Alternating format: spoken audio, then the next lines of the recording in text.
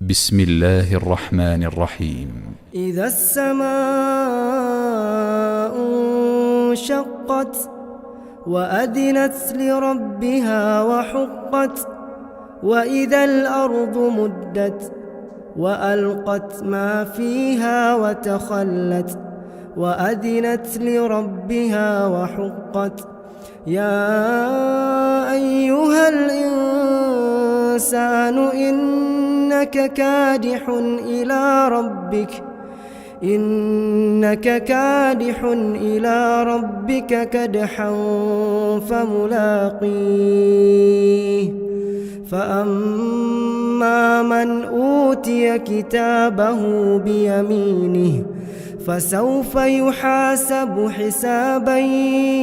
يسيرا وينقلب إلى أهله مسرورا وأما من أوتي كتابه وراء ظهره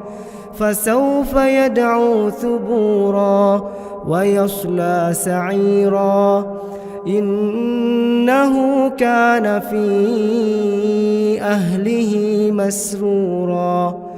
إنه ظن أن لن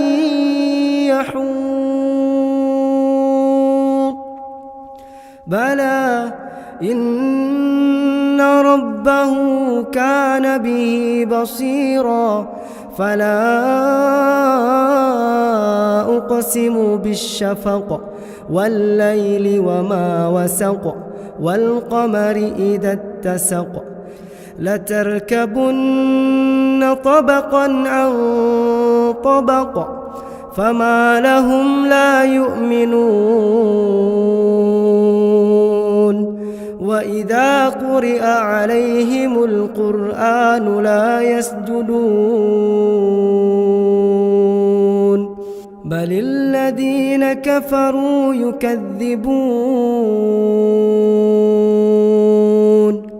والله أعلم بما يوعون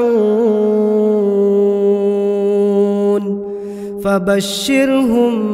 بعذاب أليم إلا الذين